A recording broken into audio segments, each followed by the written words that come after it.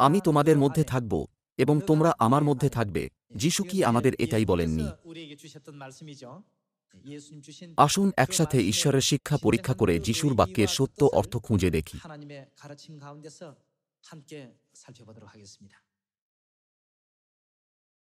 আসুন যোহন ৬ অধ্যায় ৫৩ পদ দেখি।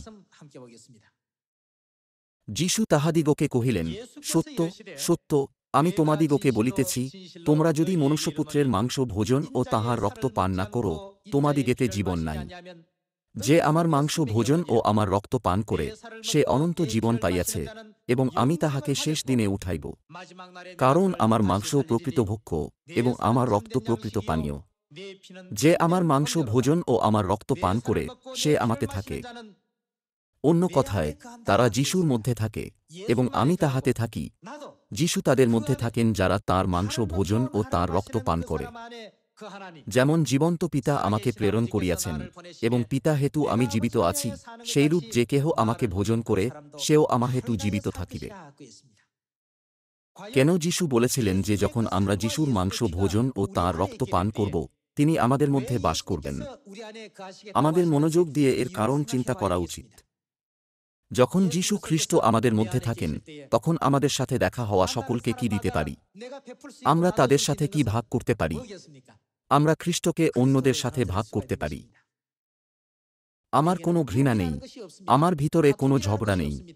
অতএব আমি কিভাবে সেই বিষয়গুলি তোমাদের সাথে ভাগ করব? যেহেতু আমার মধ্যে একমাত্র খ্রিস্ট আছেন, তাই যদি তুমি চাও আমি তোমাকে কিছু দিই, তাহলে আমি তোমাকে খ্রিস্টকে দেব।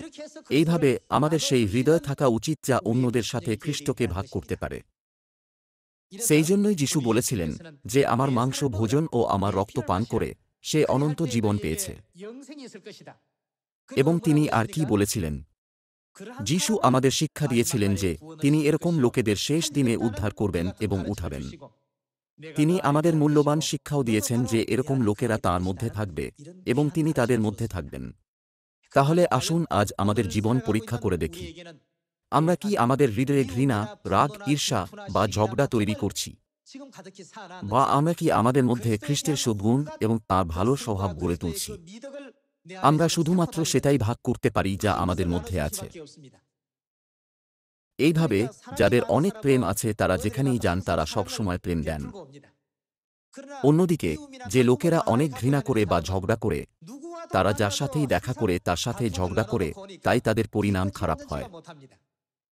এই কারণে খ্রিস্ট বলেছিলেন, আমি তোমাদের মধ্যে থাকব এবং তোমরা আমার মধ্যে থাকবে। তোমাদের মধ্যে আমাকে থাকা উচিত। আমি বিশ্বাস করি যে যখন আমাদের মধ্যে খ্রিস্ট থাকবেন, আমরা খ্রিস্টের সাথে থাকতে পারব এবং ঈশ্বরের মূল্যবান সন্তান হতে পারব যারা যেখানেই থাকি না কেন অন্যদের সাথে খ্রিস্টকে প্রচার ও ভাগ করে।